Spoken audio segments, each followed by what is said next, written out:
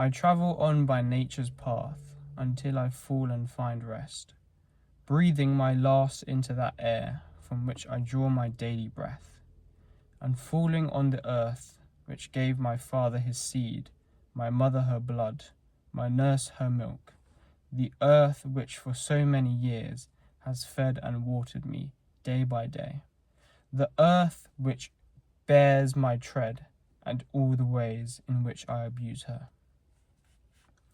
They cannot admire you for intellect, granted, but there are many other qualities of which you cannot say. But that is not the way I am made. So display those virtues which are wholly in your own power: integrity, dignity, hard work, self-denial, contentment, frugality, kindness, independence, simplicity, discretion, magnanimity. Do you not see how many virtues you can already display without any excuse of a lack of talent or aptitude? And yet you are still content to lag behind? Or does the fact that you have no inborn talent oblige you to grumble, to scrimp, to toe a day, to blame your poor body, to suck up, to brag, to have your mind in such turmoil? No. By heaven, it does not. You could have got rid of all this long ago, and only be charged, if charge there is, with being rather slow and dull of comprehension, and yet even this can be worked on, unless you ignore or welcome your stupidity. One sort of person, when he has done a kindness to another, is quick also to chalk up the return due to him. A second is not so quick in that way, but even so, he privately thinks of the other as his debtor, and is well aware of what he has done. A third sort is in a way not even conscious of his action, but is like the vine which has produced grapes and looks for nothing else, once it has borne its own fruit.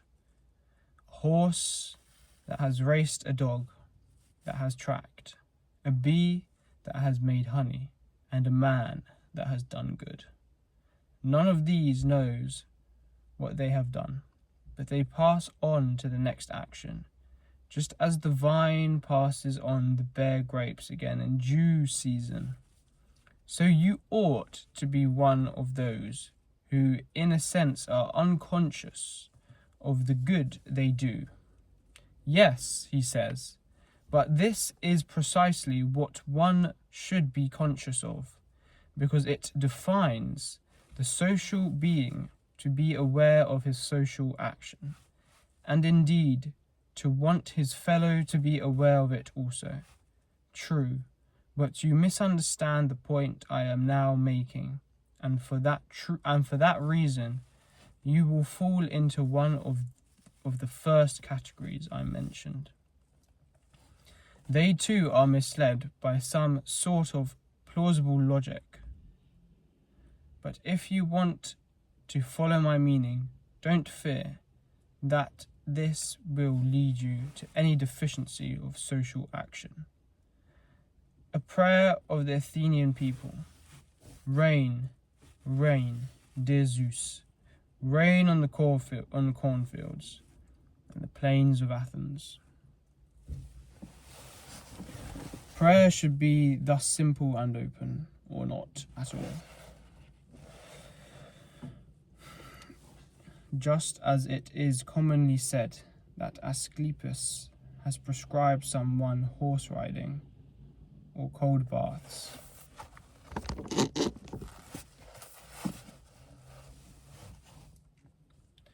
or walking barefoot, so we could say that the nature of the whole has prescribed him disease,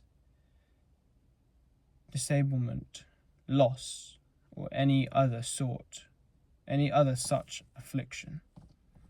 In the first case, prescribed means something like this: ordered this course for the person as conducive to his health. In the second, the meaning is what happens to each individual. Take a break.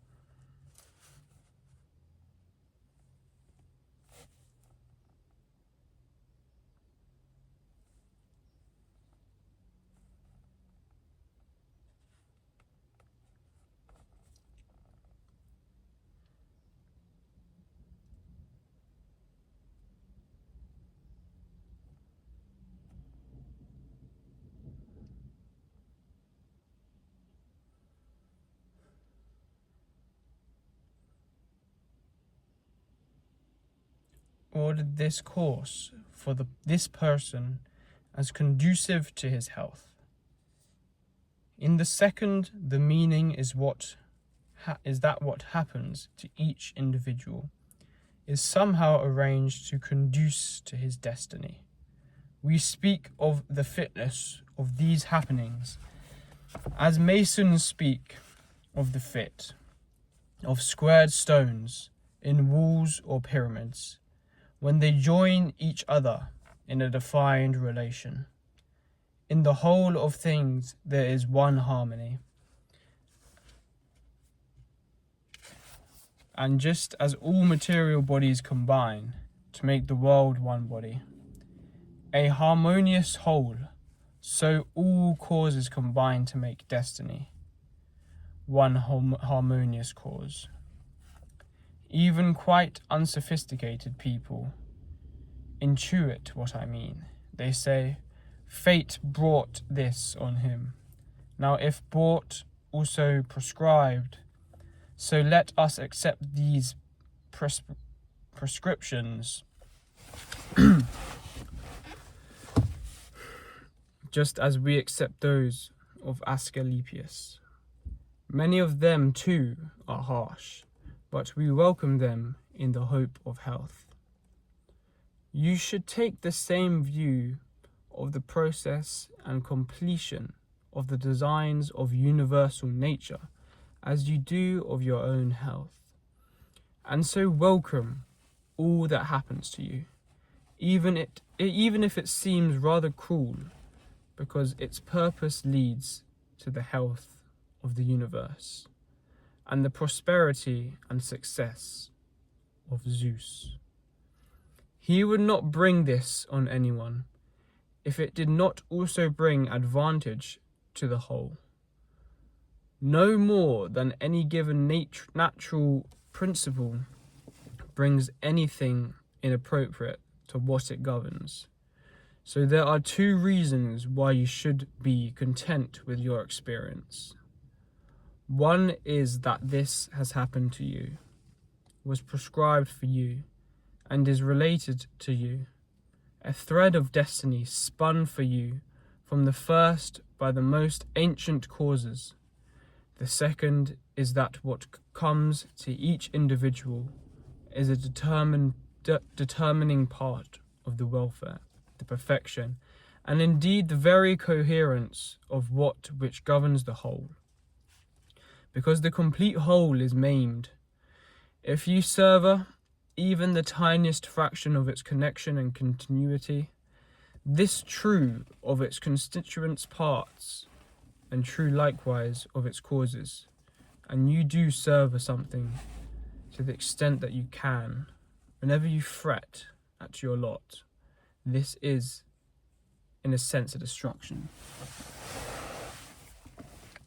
Do not give up in disgust or impatience if you do not find action on the right principles consolidated into a habit in all that you do.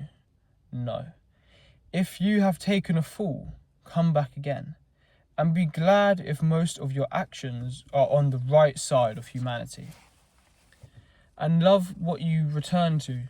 Do not come back to philosophy, schoolboy to the tutor, but rather as a man with ophthalmia returns to his sponge and slave, or rather to his poultice or lotion, or rather to his poultice or lotion. In this way you will prove that obedience to reason is no great burden, but a source of relief. Remember too, that physiology wants only what your nature wants, whereas you were wanting something unnatural to you. Now, what would be more agreeable than the needs of your own nature? This is the same way that pleasure trips us. But look and see whether this is not something more agreeable in magnanimity, generosity, simplicity, consideration, pity. And what is more agreeable than wisdom itself, when you reflect on the sure and constant flow of our faculty for application and understanding? Realities are wrapped in such a veil, as it were, that several philosophers of distinction have thought them, although beyond comprehension, altogether beyond comprehension, while even the Stoics think them hard to comprehend, and every assent we may give to our perceptions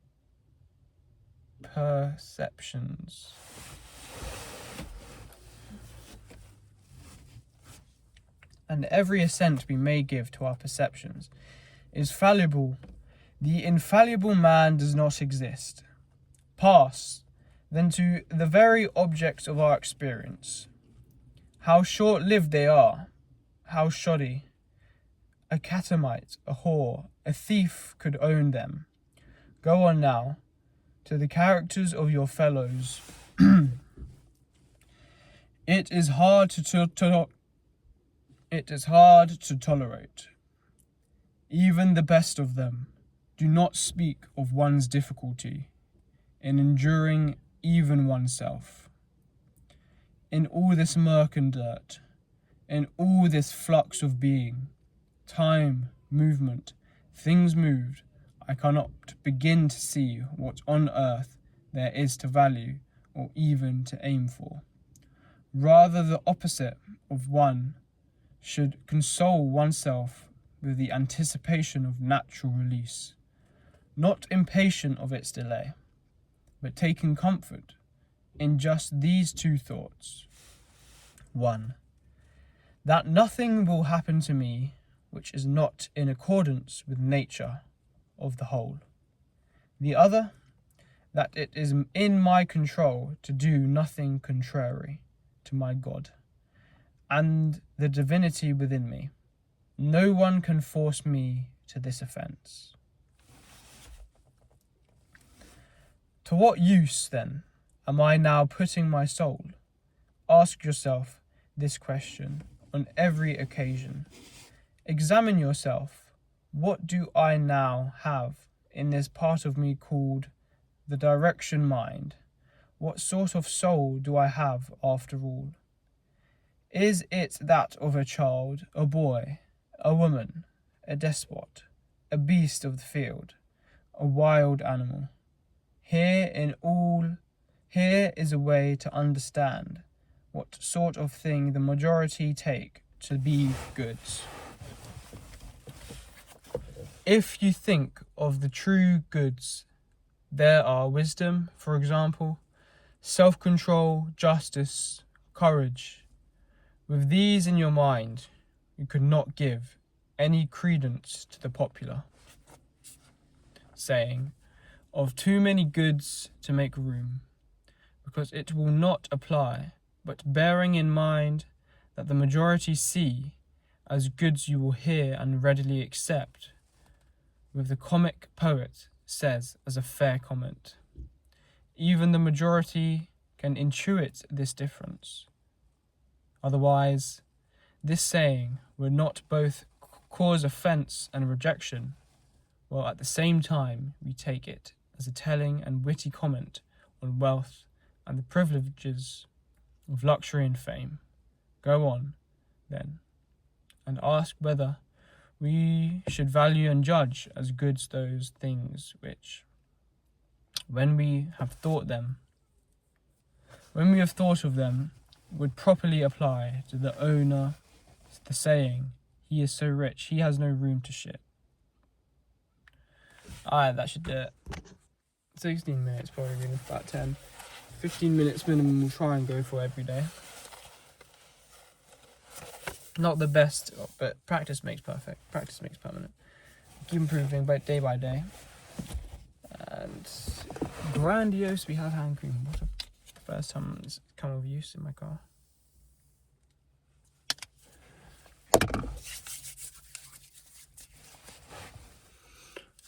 Are a couple phrases in there were very powerful that I must underline. But other than that,